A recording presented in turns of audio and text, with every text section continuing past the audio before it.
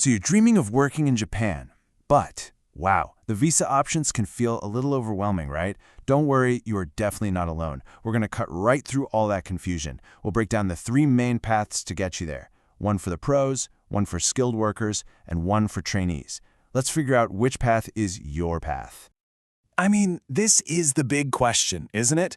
You've got the skills, you've got the drive, but the visa system, it feels like this giant, complicated puzzle.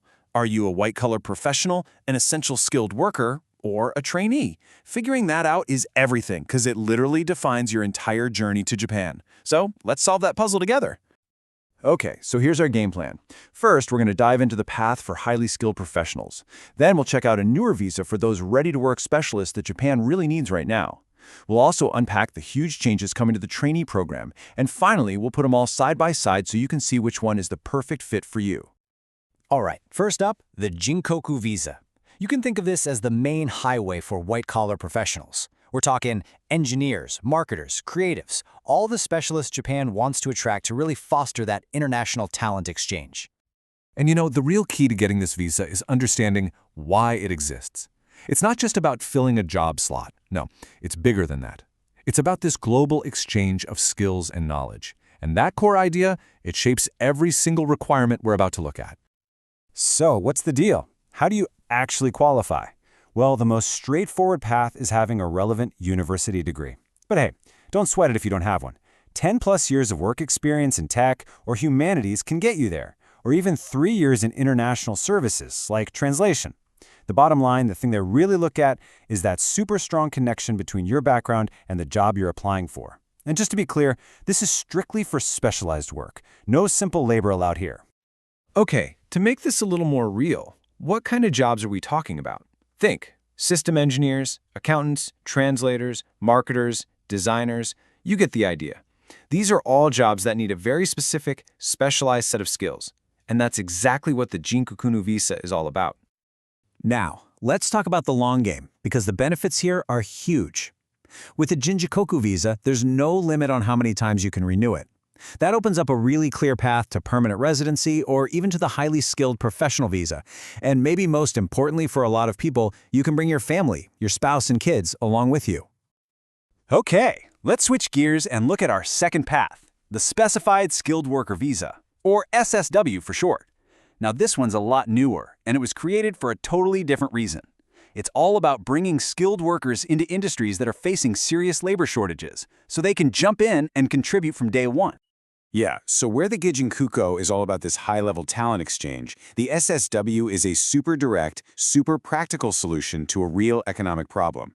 It was rolled out back in 2019 for one specific reason, to help those industries that are just struggling to find enough workers in Japan. And the requirements reflect that. They're very, very practical. Forget about a university degree. For this, you've got to prove your skills with tests. There's one for your specific industry skills and another for your Japanese language ability. It's a really hands-on way to show, yep, I'm ready to work. So what kind of work are we talking about here? Well, think about the really essential sectors, things like caregiving, construction, agriculture, the food service industry. Right now, this visa covers 12 specific sectors that are just absolutely vital to Japan's economy. Now, this is important. The SSW system actually has 2 levels or tiers. SSW1 is for skilled workers. It has a 5-year maximum stay, and you can't bring your family. But, and this is a big but, if you level up your skills and qualify for SSW2, the whole game changes. The 5-year limit? Gone. You can renew it indefinitely. And you can bring your family. That makes it a real, viable, long-term path. All right, on to our third and final path. And this one's got the most complicated backstory. We're talking about the trainee system. It's in the middle of this massive transformation, shifting from an idea of international contribution to something more focused on actually nurturing workers. See, the original program, called the Technical Intern Training Program, or TITI, had this very idealistic goal, officially speaking. The idea was all about international contribution. Trainees would come to Japan, learn advanced skills, and then take that knowledge back home to help their own countries develop. So, and this is the crucial part, it was never designed to be a fix for Japan's labor shortages. And because of that specific goal, the rules were super strict. There's a 5-year cap on your stay, and most critically, you're pretty much not allowed to change jobs. Why? Because the whole program is tied to you learning one specific skill set from one specific company to then take back home.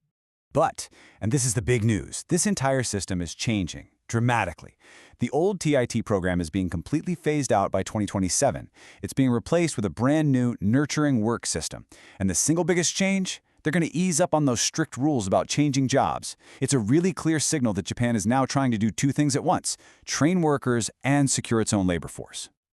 Okay, so we've walked through three very different paths. Now let's bring it all together. It's time for a final head-to-head comparison to make everything crystal clear. So, to recap Path 1, Jinkoku. Simple. This is your professional expertise route. Got a degree or a ton of experience in a specialized field? This path was literally designed for you. Path 2, the SSW visa. This one is all about addressing labor needs. It's the practical, hands-on path. If you've got the skills to prove it in one of Japan's key industries, this is your most direct way in, made to meet those urgent demands. And finally, Path 3, the trainee program. Its core idea has always been international skill transfer. But remember, it's now evolving, becoming a much more flexible system that really reflects what Japan needs in the real world today. Okay, let's just lay it all out, side by side. The differences really jump out at you, don't they?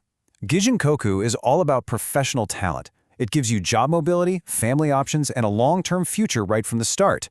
The SSW visa is a solution for labor shortages, so it makes you earn those same benefits by leveling up to SSW2.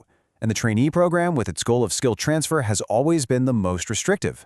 Looking at it this way, you can really see the why behind every single rule. So, what's the big takeaway here? It's that Japan is actively reshaping its entire approach to foreign workers. It's moving away from these old, rigid categories toward more flexible systems that actually match its economic needs. And that leaves us with a really interesting question, right?